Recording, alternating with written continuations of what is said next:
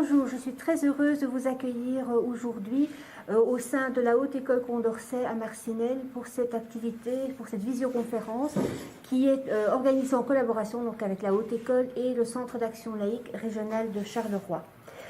Le thème abordé aujourd'hui est un thème vraiment d'actualité en cette période vraiment très très compliquée. La mutation du rapport à la mort et au deuil en contexte de confinement. Quelles sont ou quelles seront les conséquences de l'épidémie et des restrictions sanitaires sur le processus de deuil que traversent les familles de victimes du Covid? Les familles endeuillées n'ont pas pu parfois rendre hommage à leurs proches en raison des mesures sanitaires. Ces gens n'ont pas pu revoir leurs proches, n'ont pas pu les accompagner dans leurs derniers moments à l'hôpital, en maison de repos. C'est vraiment très très compliqué de pouvoir entamer un deuil quand on n'a pas pu accompagner son proche. Mais que dire des obsèques qui restent dans un cercle limité? Les rassemblements sont restreints. Or, le deuil est un fait social, il n'a pas pu se faire. La difficulté pour les personnes endeuillées ne résidait pas aussi dans le fait que leur défunt peut n'être aux yeux des autres qu'un mort parmi tant d'autres, un numéro, pas un être humain, leur proche. N'est-il pas plus dur de faire son deuil quand la cause de la mort est un virus? On ne cesse de nous en parler, il se rappelle toujours à nous.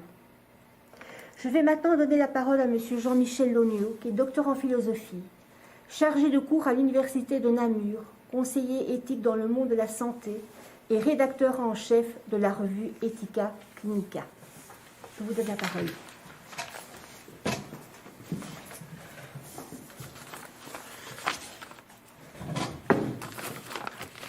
Eh bien voilà, bonjour à toutes et à tous.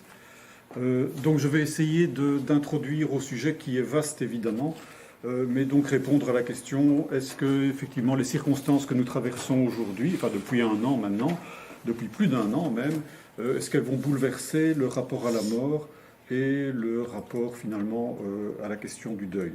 Alors la réponse que j'aurais à apporter est la suivante, je ne pense pas, fondamentalement, que cela va changer dans la mesure où on peut espérer que dans quelques mois, peut-être dans un an ou deux, enfin ça on verra bien, on peut espérer que le virus sera quand même derrière nous, en tout cas qu'on aura appris à le maîtriser ou à vivre avec, et que les prochains décès, donc les décès qui viendront, n'empêcheront pas, dans ces circonstances-là à venir, n'empêcheront pas qu'on puisse reprendre finalement des rites habituels, qu'on puisse de nouveau partager et vivre ensemble des deuils, et donc les choses rentreront dans l'ordre d'une façon ou d'une autre.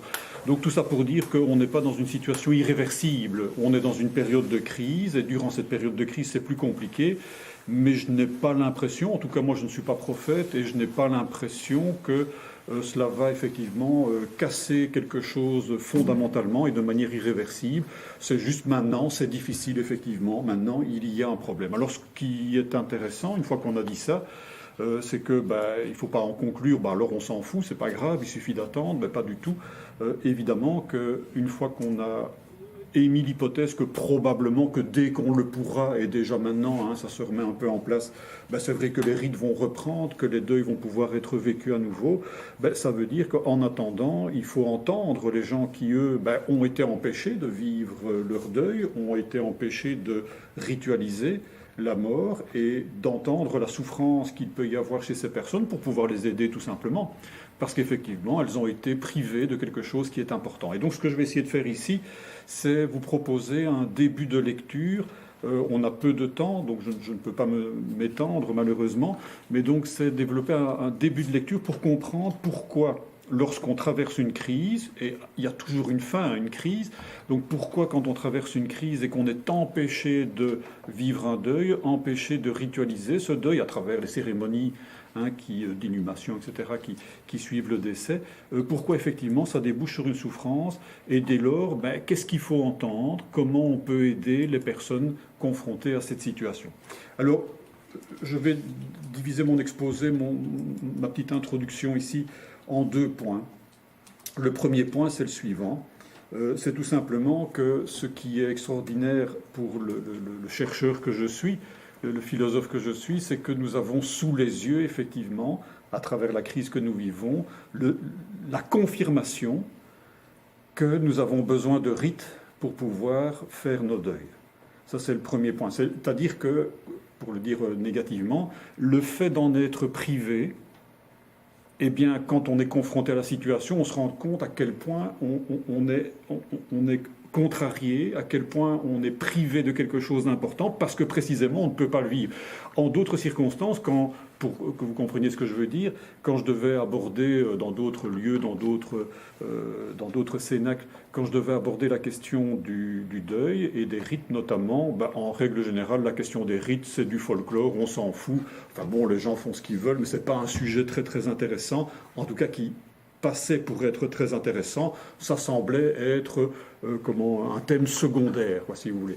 Ici, on se rend compte, donc, du fait d'en être privé, que ce n'est pas un sujet secondaire. Les gens qui en ont été privés, souvent, en tout cas pour ceux qui témoignent, ces personnes témoignent que c'est insupportable d'être privé de tout cet aspect rituel, ritualisé, quelle que soit la religion à laquelle on appartient, ou bien que l'on soit évidemment laïque, enfin peu importe, de toute façon, on doit rendre hommage aux morts, on a l'impression que c'est nécessaire, il faut le faire d'une façon ou d'une autre, peu importe ici, dans toutes les formes de spiritualité, quelles qu'elles soient, même chez un athée, peu importe, on rend hommage aux morts évidemment, et de ne pas pouvoir le faire, donc c'est source de souffrance. Alors, la question qui se pose, pour aller plus loin que ce que je viens de dire ici, il faut aller gratter un petit peu, c'est qu'on ne peut pas comprendre l'importance des rites dont on a besoin, on ne peut pas les comprendre simplement en disant « ben oui, mais c'est parce qu'on a besoin de rendre hommage aux morts », quel que soit donc le système de croyance dans lequel on s'inscrit. Pourquoi ? Parce que quand on explique le deuil ou quand on explique les rites, le besoin de rites de cette façon-là, en fait, ce qu'on passe sous silence, donc on va se focaliser sur le mort qui aurait droit à avoir un hommage, un dernier hommage, par respect par exemple, pour la personne, pour ce qu'elle fait, etc.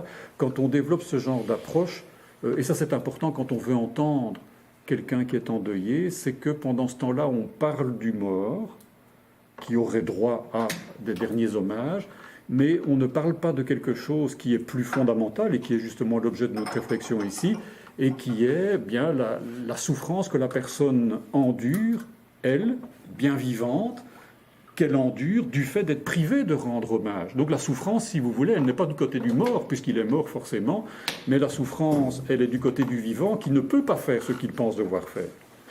Et donc la question qu'on doit se poser, c'est quand on veut entendre quelqu'un, c'est toujours dans les deuils, enfin en règle générale, c'est un principe de base, les psychologues vous le diront mieux que moi, c'est tout simplement qu'on doit toujours aider une personne à arrêter d'expliquer son malheur par l'objet extérieur qui vient à manquer. Donc par exemple ici, je suis malheureux parce que telle personne que j'aimais est morte.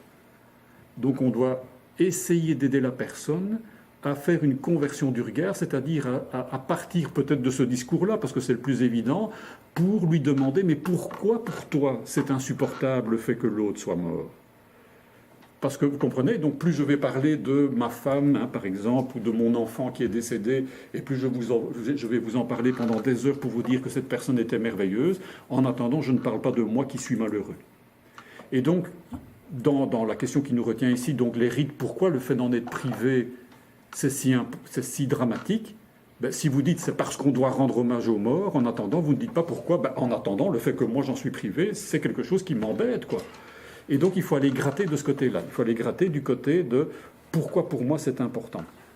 Et si vous faites cette conversion du regard, si vous aidez les personnes à essayer de commencer à s'interroger elles-mêmes, pourquoi pour moi c'est insupportable, eh bien vous allez vous rendre compte, ça c'est un des premiers points de base quand on veut comprendre ce qu'est un deuil, vous allez vous rendre compte que les personnes, effectivement, la souffrance, elle est en elles, donc ces personnes sont en difficulté, et que s'il faut comprendre donc ce qui se joue là, c'est par rapport à elles qu'il faut chercher, pas par rapport au mort. Le mort, il est mort après tout, et de son côté, on pourrait dire, la messe est dite. Donc c'est-à-dire que soit vous pensez effectivement que une fois qu'on est mort, il n'y a plus rien, donc on s'en fout. Enfin, quoi qu'il se passe, de toute façon, ça ne changera rien pour le mort. Et des hommages pour le mort, le mort, il s'en fout, évidemment, puisqu'il n'est plus là. Soit vous vous dites, il est dans une autre vie, dans une autre dimension. Pensez par exemple à toutes ces personnes qui témoignent dans les cadres de mort imminente, à des expériences qui échappent à l'entendement, il faut bien reconnaître, mais enfin en tout cas apparemment ces expériences sont quand même vérifiables d'un certain point de vue, ne fût-ce que par leur nombre. Notamment, et il y a des ouvrages là-dessus qui en parlent de la vie après la mort, des expériences de mort clinique, comme on dit. Donc vous avez voilà, une manière de croire en une vie après la mort. Ce qu'on entend quand on entend les gens qui en parlent, qui témoignent de ces expériences, quand ils l'ont vécu eux-mêmes, c'est que vous êtes dans un monde qui est plein d'amour, enfin, c'est une espèce de délivrance bien souvent. Il y a des témoignages plus rares d'une espèce de tourment ou d'enfer ou je ne sais quoi d'autre. En général, c'est plutôt une libération. Et donc là aussi, rendre hommage aux morts, on se dit de toute façon, le mort, il s'en fout, il est dans une dimension bien plus heureuse. Et la question de savoir s'il a besoin qu'on lui rende hommage, manifestement, ce n'est pas du tout ce dont témoignent les gens qui ont fait cette expérience. Et donc ce qu'on peut imaginer, quand on a cette croyance ou cette espérance-là, ce qu'on peut imaginer être la vie après la mort. Donc qu'on soit matérialiste et qu'on dise qu'il n'y a plus rien, ou que l'on soit spiritualiste sous quelque forme que ce soit, c'est vrai que l'hommage des morts, en fait, c'est un problème de vivant. Et donc, ce qu'on doit se demander, c'est mais en quoi ça concerne les vivants, le fait de rendre hommage aux morts? Pourquoi a-t-on besoin donc du coup de ritualiser, de faire des cérémonies collectives pour effectivement, soi-disant rendre hommage aux morts, mais c'est si important pour les vivants que nous sommes? Eh bien, donc pour essayer d'avancer un peu, donc l'idée elle est très simple. Donc la souffrance, effectivement, moi qui suis contrarié, moi qui ne peux pas rendre hommage aux morts, qui suis privé de rite parce que les circonstances font que, donc je suis en souffrance, et en quoi ça me concerne moi, puisque c'est moi qui souffre? Eh bien, l'idée est la suivante, c'est que quand il y a un mort, il ne suffit pas qu'il y ait un mort. Quand il y a un mort, c'est vrai que ça nous concerne dans la mesure où on n'est plus le même qu'avant. C'est-à-dire que ce sur quoi porte le deuil, ça c'est donc le thème central et le point de départ si on veut comprendre après toutes les difficultés qu'il y a à vivre des deuils. Le point central, c'est que quand effectivement on perd un objet, donc on dit un objet ici dans la littérature intellectuelle, donc quand on perd ici un être cher par exemple, mais je peux très bien perdre mon emploi, je peux très bien perdre un penser au restaurateur ou à d'autres métiers qui sont aujourd'hui empêchés, c'est terrible pour ces gens-là. Enfin bref, mais quand on perd donc un être cher ici, eh bien c'est vrai que là où il y a une cassure, c'est pas du côté du mort, puisque lui une fois encore il est mort, mais c'est dans ma vie à moi, moi qui avant vivais avec la personne et qui me retrouve maintenant à devoir vivre sans, ce qui veut dire que je ne suis plus le même qu'avant. Avant, par exemple, j'étais le conjoint de, si je vivais en couple, par exemple, et maintenant, si mon conjoint est décédé, je me retrouve veuf ou veuve. Et ça change mon identité, évidemment, ça change qui je suis dans l'affaire. Si j'étais fils ou fille de, avec mes parents vivants, et que maintenant j'enterre mes parents ou le dernier parent, l'autre étant déjà mort, imaginons ici par hypothèse, eh bien je me retrouve de fils et de fille d'eux, je me retrouve orphelin. Et ainsi de suite. Dans toute une série de situations, c'est vrai qu'on a le vocabulaire pour le dire, donc c'est assez simple à voir. Donc j'étais quelque chose, et du fait de la disparition de l'être cher, voilà que je ne suis plus le même qu'avant. Un deuil, ça porte toujours sur soi. Ça c'est la première chose donc, à laquelle je voulais en venir. Donc ça porte toujours sur soi. On ne fait jamais le deuil de la personne morte. On fait toujours le deuil de ce que l'on n'est plus et qu'on aimerait bien continuer à être, d'une façon ou d'une autre. Et c'est pour ça qu'on n'accepte pas que l'autre soit mort, évidemment. Donc si par exemple j'aimais toujours ma femme et qu'elle est décédée, évidemment moi je voudrais tellement qu'elle vive encore. Pourquoi ? Parce que ça me permettrait de continuer à être ce mari qui a la chance de vivre avec elle, tout simplement. Et maintenant j'en suis empêché. Ce que l'on doit donc lâcher dans un deuil, ce dont on fait le deuil dans un deuil, ce n'est jamais du mort lui-même. De ce côté-là, le problème, permettez-moi l'expression, est réglé. Il n'y a plus rien à faire de plus, si vous voulez. Mais ce que je dois lâcher, par contre, c'est tout ce que j'ai été et que je ne pourrai plus être du simple fait que l'autre n'est plus là. C'est aussi le cas, évidemment, ça c'est difficile à dire et c'est difficile surtout à entendre, c'est aussi le cas, évidemment, quand on a un parent et qu'on perd son enfant. De comprendre que je ne suis plus le même parent qu'avant, évidemment, avant quand mon enfant était là et maintenant qu'il est mort. Et il y a là quelque chose qui est cassé à tout jamais, non pas du côté de l'enfant, s'il est mort, il est mort, mais en tant que parent, continuer à vivre sans son enfant, vous n'êtes plus le même parent qu'avant, évidemment. Et donc le deuil que l'on a à faire dans toutes ces circonstances-là, on peut multiplier les cas, évidemment, Donc c'est tout simplement, tout simplement, c'est facile à dire, donc c'est tout simplement donc le deuil de ce que j'ai été et que je ne peux plus être de par les circonstances, mais souvent qu'on aimerait tellement continuer à être, donc on ne lâche pas l'affaire comme ça du jour au lendemain. Donc c'est le deuil de ce que l'on a été, pour faire quoi? Pour essayer, c'est là le processus de deuil, pour essayer de se réconcilier avec ce que la vie fait de nous, avec ce qui reste de nous quand on a perdu ici un être cher, c'est-à-dire la personne qui désormais doit vivre sans l'autre, sans la personne aimée, d'une façon ou d'une autre. Donc voilà ce qui est en jeu dans un deuil. Alors le lien avec le rite, puisque c'était de là que nous étions partis, ce travail par lequel on essaye d'accepter ce que la vie a fait de nous, eh bien, ce que montre la psychologie de base, ce que montrent toutes les cultures, quelles qu'elles soient, et donc c'est propre à l'être humain que nous sommes, c'est que ça se joue sur deux plans. Le premier plan, et ça nous le connaissons bien ici en Occident, parce qu'on met tout le paquet là-dessus, ça se joue d'abord sur un plan psychologique, c'est-à-dire en tant qu'individu, c'est vrai que je dois faire tout ce travail par lequel je dois accepter ce que je suis devenu. Et c'est un travail psychologique, si on veut, ça concerne mon identité, ma façon de me représenter ma vie, de me représenter ce que je suis, etc. Mais il y a un deuxième aspect que la crise, justement, dévoile, et c'est ça qui est extraordinaire. Finalement, c'est peut-être positif, même si ça se vit à travers des tragédies, malheureusement, mais c'est tout simplement que ça doit aussi, donc c'est pas simplement ce qu'on fait comme travail sur le plan psychologique, mais ça doit aussi se vivre sur le plan de rite, sur le plan de gestes vécus collectivement avec d'autres. Alors pour quelles raisons? Il y a plusieurs raisons qu'on peut amener. Je vais vous en donner juste deux, et vous allez comprendre du coup pourquoi le fait d'en être privé, c'est vrai que ça pose problème. Et on peut comprendre que les gens, c'est pas des bêtises qu'ils racontent, ils sont vraiment mis en difficulté. Première chose, c'est que quand on est en souffrance, quand on est de fait en difficulté, on est triste, on est abattu, on est submergé par l'émotion parce qu'on aimait tellement la personne, et en plus, dans le cadre de la crise que nous traversons, l'autre est mort, on n'a même pas pu lui dire au revoir, on vous l'a renvoyé emballé dans 2 sacs plastiques dans un cercueil et vous ne pouvez même pas voir le cadavre non plus. Il y a des gens qui ont vécu des choses terribles, il faut bien reconnaître que... donc vous êtes complètement anéanti. Eh bien, ce que l'expérience ordinaire nous enseigne, c'est que le fait de devoir rendre publique cette situation. Donc on va déclarer le décès, effectivement, puis vous allez avoir la visite avec les gens qui vont débarquer, et puis bon. Eh bien, pendant ce temps-là, il y a un truc très, très bête qui se joue, qui est très simple à comprendre, et ça montre bien l'importance de la socialisation. En tout cas, c'est un premier point indéniable, c'est que quand vous avez le premier visiteur qui vient donc pour dire au revoir aux défunts, donc il demande, je viens d'apprendre qu'il est décédé, on est un peu surpris éventuellement si la mort, imaginons, n'était pas prévisible, la personne n'était pas malade, c'est un accident par exemple, donc voilà, le premier débarque, on dit, je viens d'apprendre que machin est mort, mais qu'est-ce qui s'est passé, c'est pas possible, on est tous choqués, et voilà que vous devez expliquer le décès de votre père, de votre mère ou de votre conjoint ou que sais-je d'autre. Et on est tellement abattu qu'on va essayer d'expliquer, oui, il a traversé la rue, et puis on se met à pleurer, et on n'en sort pas.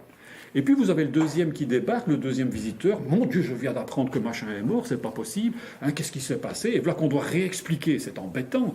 Et on va essayer de réexpliquer à nouveau, et on va dire, il a traversé la rue et il n'a pas vu, et puis on va se remettre à pleurer, et on n'arrive pas au bout de sa phrase, et on n'arrive pas au bout de l'explication, évidemment, des derniers moments de la vie de la personne.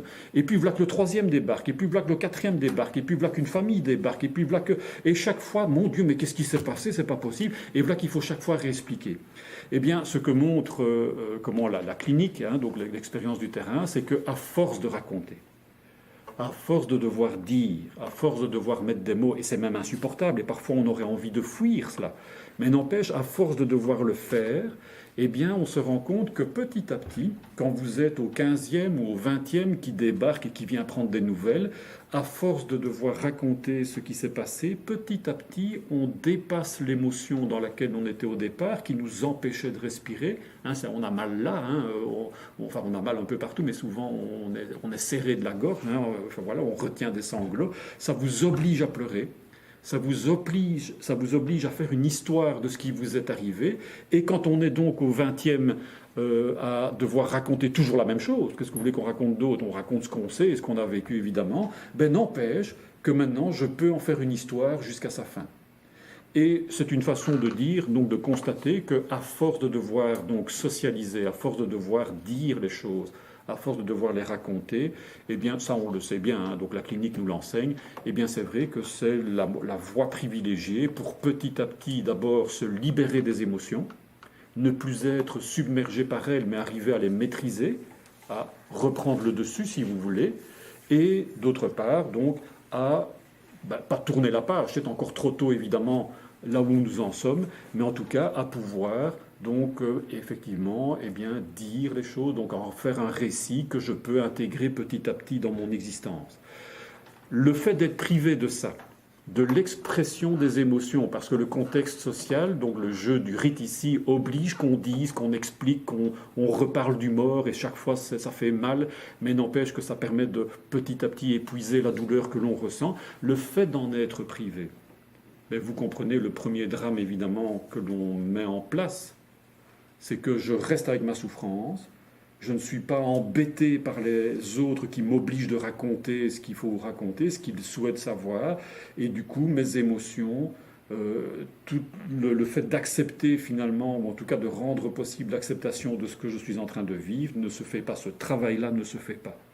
Et donc c'est vrai que ça c'est ce que la clinique semble enseigner, mais c'est encore trop tôt peut-être pour le dire ici, mais c'est qu'on risque d'avoir donc des deuils qui vont se prolonger. Donc je ne pense pas personnellement que ce sont des deuils impossibles à faire, mais n'empêche que étant privé de ce premier moment-là, où on vide son sac, où on vide aussi ses larmes, sa colère, son désespoir, enfin où tout cela s'exprime, le fait d'en être privé, on vit avec, qu'est-ce que vous voulez qu'on fasse d'autre ?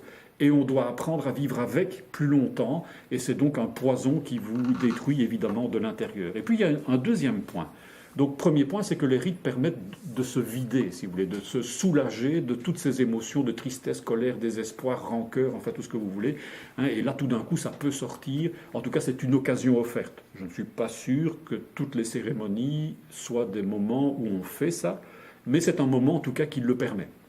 Et puis, deuxième chose, donc, deuxième fonction des rites, c'est deuxième nécessité de socialiser par conséquent le deuil que l'on est en train de vivre, c'est que, je vous le disais tout à l'heure, dans ces deuils, ce qui est en jeu, c'est quoi? C'est que je dois accepter ce que je suis devenu, ce que la vie a fait de moi, ce que la mort de l'autre fait de moi maintenant. Donc je deviens veuf ou veuve, par exemple, je deviens orphelin, je n'ai plus mes parents, ou je deviens un parent privé de son enfant si c'est mon enfant qui est mort, enfin peu importe où est le décès, ou je suis un ami qui est maintenant privé de son meilleur ami qui est décédé malheureusement, enfin voilà, et ainsi de suite.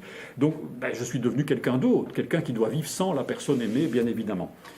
Pour accepter de devenir cette personne-là, ce que je suis devenu de par les circonstances, que je l'aime ou que je l'aime pas, peu importe, que j'en ai envie ou que j'en ai pas envie, en attendant, je suis ce que la vie a fait de moi. Ça, il n'y a pas moyen de faire autrement.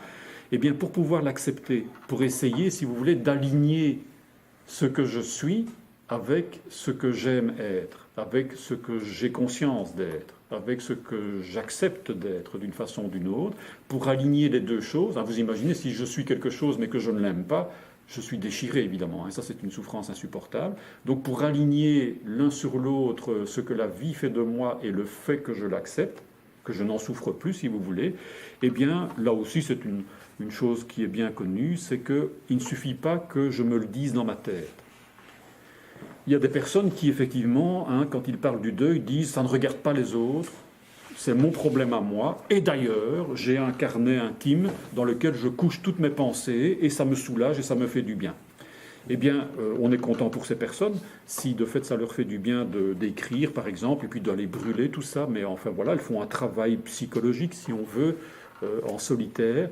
Mais n'empêche que si elles n'osent pas en parler à quelqu'un, si elles n'osent pas dire ce qu'elles sont devenues à au moins une personne, c'est vrai qu'on ne doit pas non plus crier sur tous les toits ce qu'on devient. Par exemple, si j'ai un cancer, je ne suis pas obligé de le dire à tout le monde, évidemment. Enfin voilà, donc ici, le but, ce n'est pas de rendre public les choses, mais vous comprenez que si je n'ose pas en parler à au moins une personne, la question qu'on peut se poser, c'est est-ce que ce n'est pas parce que je suis toujours en délicatesse avec ce qui m'arrive? Si vraiment j'acceptais ce qui m'arrive, il n'y a plus rien qui m'empêcherait d'en parler aux personnes qui ont le droit de savoir ce que la vie a fait de moi, enfin. Par exemple, dans des cas de maladie, c'est vrai que j'ai quand même intérêt finalement à dire aux gens avec lesquels je vis que j'ai tel problème de santé pour l'instant, pour qu'ils comprennent toute une série de choses que je vais faire, mes absences, ou bien ma fatigue, ou que sais-je d'autre.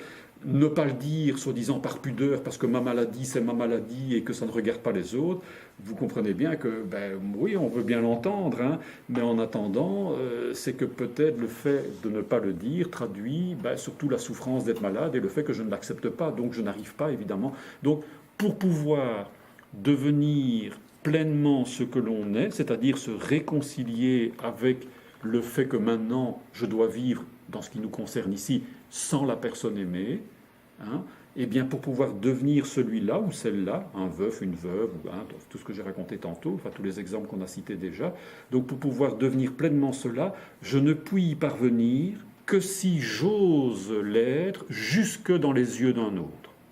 Tant que ce n'est que dans ma tête, moi j'ai accepté ma vie, mais j'en parle à personne, c'est qu'en fait, si j'ose pas en parler, c'est que je suis toujours en souffrance. Donc c'est quand on ose basculer jusque-là. Et c'est vrai que les rites ont aussi cette fonction, pas seulement de vider les émotions qu'on a et avec lesquelles on ne sait quoi faire tant qu'on n'en parle pas, tant qu'on ne pleure pas, tant qu'on ne les fait pas sortir. Donc les rites ont comme fonction d'essayer de faire sortir toute cette tristesse qui nous habite, mais aussi nous permet d'exister pour ce que l'on est dans les yeux des autres qui sont les témoins de ma tristesse ou de mon désarroi ou de mon apathie, le fait que je suis toujours sous le coup de choc, si vous voulez, que je ne manifeste rien parce que je suis coincé, mais n'empêche qu'ils sont là et ils confirment que je suis bien une personne concernée par la mort de l'être cher qui est mort, par exemple ici, donc de la Covid, puisque c'est l'hypothèse que l'on étudie pour l'instant. Donc le but d'un rite, c'est aussi de permettre aux gens de se réconcilier avec ce qu'ils sont. On ne devient ce que l'on devient que par le regard des autres posé sur nous. Et ce qui est terrible, évidemment, c'est quand le regard des autres ne reconnaît pas ce qu'on est devenu. Donc là, ce sont d'autres situations, évidemment, qu'il faudrait évoquer. On a besoin d'être reconnu pour ce qu'on est devenu, mais tous les problèmes naissent quand les autres disent non, tu n'es pas ça, non, c'est pas vrai, et nous empêchent de finalement pouvoir nous réconcilier avec nous-mêmes, bien évidemment. Donc là, on pourrait donner d'autres exemples, mais ça nous éloignerait de notre sujet. Il y a une petite phrase de Ricoeur qui est très belle, qui résume un peu ce que je viens de vous raconter ici, qui dit « Le plus court chemin pour aller de soi à soi passe toujours par un autre. » Donc, c'est-à-dire, si je veux savoir qui je suis, il faut d'abord que je vive, évidemment, et que j'ai quand même une conscience de moi-même, mais c'est curieux, je n'aurai que la moitié de mon histoire si je ne passe pas par un autre qui me dit aussi ce que je suis du point de vue des autres. Et vous avez sans doute déjà fait l'expérience, que, effectivement, ce qu'on vous renvoie de l'image de vous-même ne cadre pas tout à fait avec ce que vous avez imaginé être. Dans une situation donnée. Et donc, est-ce que c'est vous qui avez tort et l'autre qui a raison, ou l'autre qui a tort? C'est les deux ensemble, vraisemblablement. Sauf si l'autre est de mauvaise foi, ou sauf si vous-même vous êtes de mauvaise foi, ça c'est un autre sujet. Mais c'est vrai que ce que l'on est et l'image qu'on donne et la façon d'être perçu par les autres, souvent, ça vous donne l'ensemble de la réalité que nous sommes en tant qu'individus, bien sûr. Et on est bien souvent surpris, évidemment, de voir comment on est perçu par les autres. Ça, c'est une évidence. Anecdote. Si un jour vous avez des enfants, vous le vivrez quand votre enfant, en maternelle ou en primaire plutôt, devra par exemple dessiner la famille. Et quand on voit comment les enfants dessinent la famille par rapport à ce que nous, comme parents, nous imaginons être notre propre famille, on se dit, mais vous êtes sûr que c'est mon enfant qui a fait ce dessin-là? Enfin, ça ne cadre pas toujours parce que le regard de votre enfant sur vous ne correspond pas à ce que vous vous représentez être le parent, mais c'est peut-être votre enfant qui a aussi raison dans l'affaire. Donc, voilà. Donc c'est vrai qu'on est parfois surpris, mais ça permet de savoir aussi, mais qui suis-je aux yeux des autres? Parce que ce que je suis, c'est aussi quelqu'un qui existe aux yeux des autres. Donc les rites, pour revenir à mon affaire, les rites contribuent aussi à l'acceptation de soi, de cette identité que je suis pleinement, non seulement pour moi dans ma tête, mais réellement dans le monde, dans les relations avec les autres. Et la présence des autres, eh bien, est là pour confirmer que je suis réellement triste, ils me voient triste, et ça fait exister ma tristesse, aux yeux des autres, et donc pour moi-même aussi. C'est un peu, pour cet aspect-là, on pourrait prendre un autre exemple que vous avez déjà vécu vraisemblablement, c'est que quand vous êtes dans des cérémonies comme celle-là, il suffit qu'il y en ait un premier qui pleure et on ne peut pas s'empêcher de pleurer. Et du coup, on ne regarde pas les autres pour ne pas pleurer, mais il n'y a rien à faire, on sent bien, il y a une tension terrible et ça devient donc un phénomène collectif où on partage ensemble une tristesse qui devient donc d'autant plus émouvante qu'elle est vécue avec les autres et elle est d'autant plus irrésistible, impossible à maîtriser que effectivement ça devient un enjeu collectif. Voilà, ben ça permet de libérer les émotions et d'être reconnus tous ensemble comme étant tristes dans les circonstances dans lesquelles nous sommes. Donc tout ça pour dire que le fait d'en être privé, ben vous vous rendez compte, c'est pas simplement qu'on ne vit pas un rite, c'est pas grave, les rites de toute façon c'est des bêtises, hein, tous ces machins-là, c'est des trucs hérités du passé. Mais non, vous comprenez l'importance d'un rite. Hein, donc expression des émotions d'une part pour s'en libérer, reconnaissance de ce que je suis par le regard des autres, ça se vit collectivement, ben forcément, puisque les autres font partie du processus. Et c'est vrai que dans être privé, ben vous condamnez des gens à rester avec leur souffrance, à ne pas pouvoir exister pleinement dans la détresse dans laquelle ils sont pour l'instant. Et donc, ce sont des deuils qui ne sont pas irréversibles, je pense. Enfin, ce ne sont pas des deuils qui sont condamnés à être pathologiques, comme on dira, mais ce sont des deuils qui risquent de traîner plus longtemps parce qu'ils n'ont pas pu bénéficier d'un exutoire qui est devenu naturel pour les êtres humains, le fait de, ensemble, donc partager effectivement la peine que l'on vit, que l'on ressent quand nous sommes face à un défunt. Ça, c'est pour un premier point. Et puis, il y a un deuxième petit thème que je voudrais aborder, qui me semble aussi important pour comprendre un peu dans quoi on est. C'est tout simplement que, donc, si on fait le constat qu'on a besoin de rites, que c'est un besoin fondamental, et c'est la raison pour laquelle, vraisemblablement, dans toutes les cultures, quelles qu'elles soient, et même les plus différentes de la nôtre, il y a des rites. Toujours, et ce sont aussi des traces que l'on peut que l'on retrouve, hein, donc jusque dans l'homme préhistorique finalement, où il y a une manière de déposer les corps en position fœtale, etc. Enfin, on voit que la mort a toujours été l'occasion, manifestement, de comportements de la part des vivants qui ne sont pas du n'importe quoi. On ne laisse pas pourrir un corps sur le sol, on lui rend hommage, et, voilà, et derrière cet hommage, donc il y a tout ce que je viens de vous raconter, vraisemblablement. Maintenant, c'est vrai que les circonstances que nous traversons ici nous apprennent encore autre chose. C'est que nous pouvons bien avoir besoin des rites. On voit ce que c'est que d'en être privé. Et donc on voit à quoi ça correspond, en quoi c'est un besoin fondamental. Mais on peut bien en avoir besoin. N'empêche que ce que nous apprend la crise du Covid, c'est que ce n'est pas parce que vous en avez besoin qu'il vous est dû de le vivre. Les circonstances de la vie font qu'on peut être privé de ce que l'on estime nous être dû. Si je perds un proche, il m'est dû de pouvoir l'enterrer dignement et de le ritualiser à travers des rites qui pour moi font sens. Ça m'est dû. Dans ces moments-là quand même, c'est tellement important que d'en être privé, ce serait injuste, ce serait scandaleux. Eh bien, ce que la crise du Covid nous apprend, c'est que vous pouvez bien penser que c'est quelque chose qui est très important, et de fait c'est très important, que donc ça vous est dû, que donc ce serait une injustice que d'en être privé. Eh bien, la vie vous apprend qu'il n'y a rien qui est dû à personne. Les circonstances sont telles qu'effectivement, on peut, même quand on en a besoin, même si on en a besoin, qu'on peut être privé de cela que l'on estime indispensable. Et il n'y a pas que la crise du Covid qui nous l'apprend, hein. Donc si vous regardez, un autre exemple que l'on peut évidemment citer, et grâce à Dieu nous sommes épargnés de ce côté-là pour l'instant, c'est évidemment en situation de guerre, ou de massacre généralisé, ou que sais-je d'autre, ou de fait, vous avez des personnes qui vont littéralement exploser, hein, donc des bombardements ou que sais-je d'autre, on ne retrouve même pas les corps, et même si on retrouve des morceaux de corps, alors est-ce que vous êtes sûr que dans la boîte, là, dans le cercueil, c'est bien le corps de la personne que vous aimiez qu'on y a mis? On a mis des morceaux et on suppose que, hein, mais en attendant, vous n'êtes pas sûr. Et est-ce qu'on a le temps d'aller au cimetière pour rendre hommage ou inhumer ou je ne sais pas quoi, incinérer, enfin tout ce que vous voulez? Eh bien, on n'a pas le temps, on ne peut pas le faire, c'est trop dangereux, on risque de se faire bombarder évidemment. Et donc, on fait ce qu'on peut, mais c'est pas grand-chose et en tout cas, c'est pas suffisant. Et ce sont des rites évidemment qui sont galvaudés. Donc, il y a les situations de guerre, bien sûr, où c'est trop dangereux. Il y a des situations d'épidémie autres et beaucoup plus virulentes que celles que nous connaissons, où c'est aussi insupportable et trop dangereux que de faire tout ce que l'on a à faire pour rendre hommage aux morts. Hein. Enfin voilà, donc vous avez des circonstances qu'on a sous les yeux, hein. Pensez à la Syrie par exemple, hein, et d'autres lieux où il y a des guerres pour l'instant, c'est clair qu'il y a des gens qui trinquent et qui sont privés de tous ces rites. Ça nous enseigne quoi? Et là, c'est un point qui est fondamental aussi, enfin que je trouve en tout cas fondamental par rapport au deuil, c'est que nous sommes en tant qu'être humain un être qui est, et ça c'est vrai chez tout le monde, hein, qui est porté par ce désir qu'il y ait des choses quand même qui nous soient dues. Hein, donc plus vous allez penser que c'est injuste d'être privé des rites, par exemple, de ne même pas pouvoir aller dire au revoir à quelqu'un qui va mourir, mais c'est terrible, de même pas pouvoir lui rendre hommage une fois qu'il est mort. Donc plus vous êtes persuadé que donc c'est injuste, plus ça n'a de sens que par rapport à ce désir que il y a des choses qui me soient dues. C'est injuste par rapport à quoi? Injuste par rapport à ce qu'on doit faire normalement, par rapport à ce qui nous est dû, par rapport à ce qui est dû aux morts évidemment. Enfin bref, c'est ce désir qu'il y a des choses qui nous sont dues dans la vie.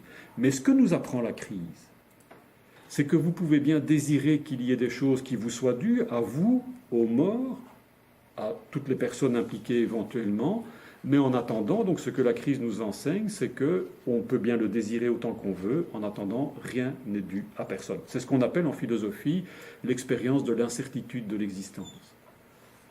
Fondamentalement, la vie peut tout vous reprendre. Même ce dont vous avez besoin, on ne le souhaite pas, évidemment. Personne ne peut souhaiter une chose pareille s'il est un peu conséquent dans sa tête. Mais même si vous avez besoin de ceci ou de cela, la vie n'en a que faire et tout peut basculer du jour au lendemain et tout peut disparaître, effectivement. D'abord les gens qu'on aime et puis les conditions pour pouvoir faire ce qu'on a à faire avec les morts, hein, dans le cas qui nous concerne ici. C'est l'expérience de l'incertitude. Et donc, là, il y a quelque chose que l'on peut interroger. C'est quoi? Donc si je reprends, le fait qu'on soit révolté par des décisions qui nous empêchent de rendre hommage aux morts, donc présuppose ce désir qu'il y a quand même des choses qui nous sont dues et c'est dégueulasse de nous en priver. C'est scandaleux, c'est injuste. Désir. La réalité, c'est qu'en attendant, c'est vrai que la vie peut tout nous reprendre. En attendant, c'est vrai que la vie est fondamentalement incertaine. Alors voyez dans quoi on est. C'est un nouveau deuil ici auquel on est confronté. Et un deuil fondamental. Si vous continuez à rester enfermé dans ce désir qu'il y ait des choses qui vous soient dues, ça m'est dû. Vous comprenez bien que plus vous restez accroché à ce désir, qui est un désir imaginaire malheureusement, puisque dans la vie, il n'y a pas grand-chose qui nous est dû, mais plus vous pensez que non, c'est comme ça que ça doit aller et pas autrement, et plus vous allez vous rendre malheureux, c'est-à-dire vous mettre dans l'incapacité de pouvoir accepter les aléas de l'existence sur lesquels nous n'avons pas prise. Évidemment, ce sur quoi nous avons prise, il faut toujours se battre pour essayer de le changer. Mais par rapport à ce sur quoi nous n'avons pas prise, si vous refusez ça et que vous partez de non, c'est dû, ça m'est dû, et c'est la vie qui doit être comme je le pense et pas autrement, plus vous restez enfermé dans ce désir, c'est du désirable malheureusement, donc c'est de l'imaginaire, plus vous faites de votre vie un calvaire. Parce que, évidemment, la vie ne sera jamais à la hauteur de ce que vous désirez qu'elle soit. Et donc, c'est là qu'on retrouve le thème du deuil, et c'est avec ça que je vais terminer. La seule issue que vous ayez et que la crise nous enseigne de manière violente, non seulement à travers les rites qui sont empêchés, mais aussi par rapport au fait que des gens meurent qui n'ont rien demandé, et ils ont été rattrapés par le Covid et se retrouvent soit avec des séquelles, soit sont décédés effectivement, et c'est injuste. Pourquoi enfin? Eh bien, la seule chose que vous pouvez faire par rapport à cela, et c'est là qu'il y a un enjeu de deuil sur le plan humain qui est fondamental, c'est d'accepter l'incertitude de l'existence, puisqu'effectivement la vie peut basculer du jour au lendemain. Ça, c'est une réalité sur laquelle on n'a pas prise. Que ce soit avec cette crise-ci ou avec une autre, que ce soit pour des questions environnementales ou bien un autre virus un jour, ou bien une crise économique qu'on nous prépare manifestement, enfin peu importe, tout peut exploser d'une façon ou d'une autre, tout peut basculer. Plus vous acceptez la possibilité que ça puisse se produire, plus vous vous réconciliez avec le fait que dans la vie, on peut mettre tout ce qu'on veut pour essayer de se protéger, la vie n'en a que faire et il faudra bien quand même qu'on meure. Tout ce qu'on acquiert, on peut quand même le perdre d'une façon ou d'une autre. Plus vous acceptez ce fait-là, ça ne veut pas dire que vous devez vous résigner, ça n'a rien à voir.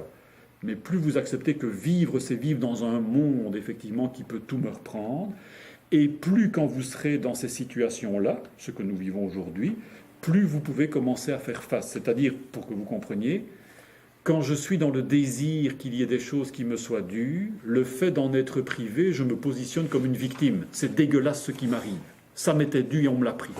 Et du coup, je me plains, je me lamente, et effectivement, là, on tombe dans la résignation ou la désespérance. Plus au contraire, vous acceptez qu'il n'y a rien qui est dû à personne. Et de fait, on peut être à la merci d'une crise, comme celle que nous traversons, ou d'autres éventuellement, peu importe, mais en attendant, c'est ça vivre. C'est vivre dans un monde où ça peut se produire. Ben vous comprenez bien, vous ne vous sentez plus victime de quoi que ce soit, puisque c'est justement ça vivre, se confronter à ces crises-là. Et du coup, ce que vous gagnez, c'est effectivement plutôt de vous mettre dans une posture d'acceptation et donc d'action. Ben, si c'est vivre que de vivre dans des situations de crise, eh bien alors, ben, vivre, c'est se battre contre ces crises, c'est essayer de trouver des solutions d'une manière ou d'une autre, et là, vous allez bouger. Vous n'êtes plus victime du tout, vous êtes tout simplement, donc, dans la manière que vous aurez de vivre ce que vous traversez là, et de vous représenter votre existence, vous aurez compris qu'il n'y a pas d'injustice, que c'est comme ça, et qu'il faut se battre, quand il faut se battre tout simplement. Et vous êtes donc dans une démarche tout à fait opposée, en tout cas de la première. Mais, pour y arriver, pour arriver à être non pas dans ce sentiment de victime, mais au contraire être acteur face aux crises, se battre par rapport à ça, d'une façon ou d'une autre, et ça peut aller jusqu'à de la désobéissance, éventuellement.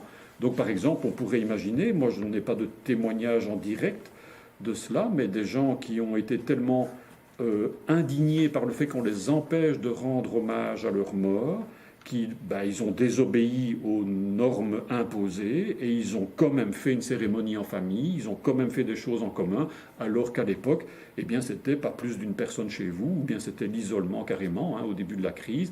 Eh bien, tant pis, mais on se réunit quand même, on en a trop besoin. Enfin, que ça soit de la désobéissance, que ça soit de la créativité, que ce soit tout ce que vous voulez, peu importe, mais n'empêche que là, on devient acteur de sa propre existence. Mais donc, je vous disais, le prix pour y arriver, pour être dans cette disponibilité par rapport à la vie comme elle est, pas comme je voudrais qu'elle soit, mais comme elle est par rapport à ce sur quoi je ne peux pas agir, le prix à payer, c'est un deuil.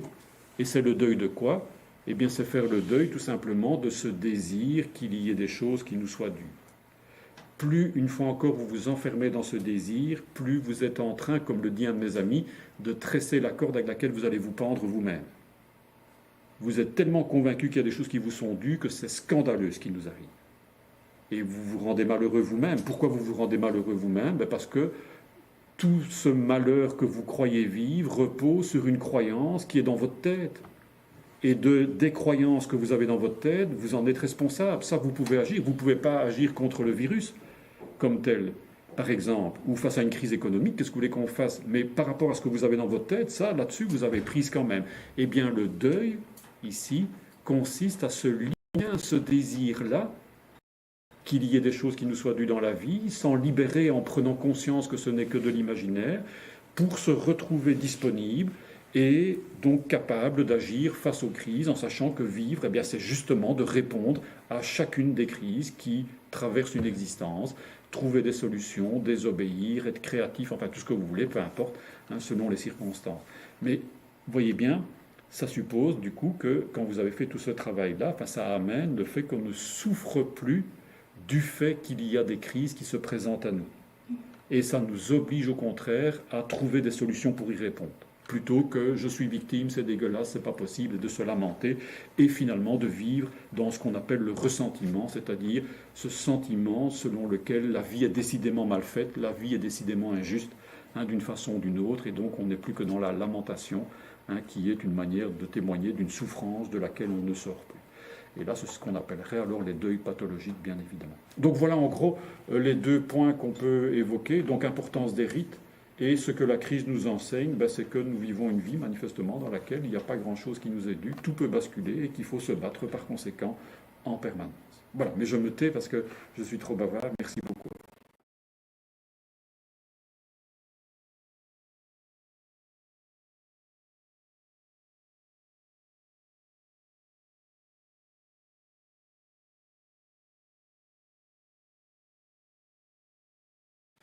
Écoutez, ça, je ne sais pas sur le plan légal exactement ce qui est permis ou pas permis et des circonstances dans lesquelles éventuellement on permettrait une libération conditionnelle. Donc là, j'ai peur de m'aventurer dans un domaine que je ne connais pas.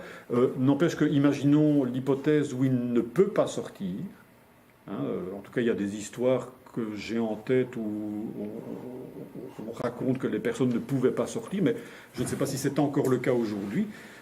Mais dans ce cas-là, effectivement, donc vous voyez bien, la question, c'est de se demander que mettre en place en prison pour que la personne puisse témoigner, donc de manière collective, de nouveau, de ce qui lui arrive là, par la perte d'un être cher, évidemment.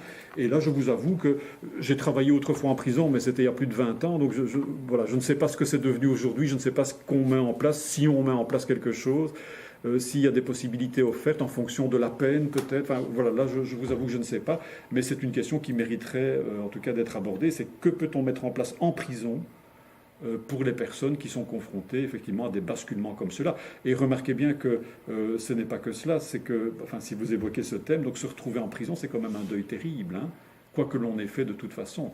Vous comprenez bien, vous changez de monde, hein, vous n'êtes plus le même qu'avant, hein, de soi-disant innocent, casier vierge, etc., que vous aviez, vous vous retrouvez coupable, et même si vous n'avez rien commis, que c'est une erreur judiciaire, vous vous retrouvez coupable quand même.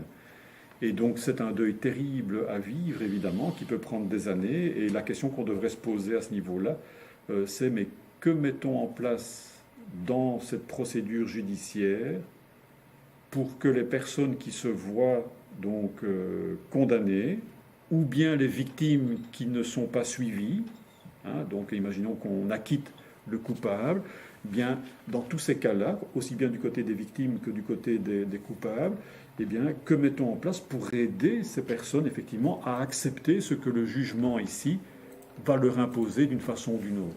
Et là, en règle générale, enfin, pour ceux que je connais, il n'y a rien qui est fait. Donc, il y a un jugement, et puis débrouillez-vous avec ça. Hein, l'un va purger sa peine, et puis la victime, si elle est déboutée, si elle n'est pas suivie, qu'elle se débrouille avec le jugement, mais en attendant, la vérité judiciaire, est-ce qu'elle est... Donc là, il y a effectivement des lacunes, si on a bien compris tout ce qui est en jeu dans un deuil, effectivement, et si on veut bien y voir un deuil en tant que tel. Voilà, mais donc pour le reste, je vous renvoie vers des spécialistes du monde carcéral pour savoir exactement au niveau légal ce qui est permis, ce qui n'est pas permis à l'heure d'aujourd'hui, en Belgique et peut-être ailleurs. Ce que je pourrais peut-être conseiller avec mes petites connaissances dans le domaine, c'est que le détenu et ou sa famille puissent se retourner au niveau des conseillers moraux ou aumôniers qui pourront probablement l'aider et l'accompagner dans cette démarche de deuil. Voilà. Il me reste à vous remercier encore pour cette très riche intervention et je voudrais juste la clôturer par une petite phrase que je retiens de ce que vous avez exposé. C'est accepter l'incertitude de l'existence, la permanence. Faire face, le deuil permet de ne pas se positionner en victime, mais de se mettre en posture d'acceptation et de faire de chaque situation une expérience de vie, un apprentissage pour devenir acteur de sa vie. Merci. Merci à vous aussi. Merci beaucoup. Merci beaucoup.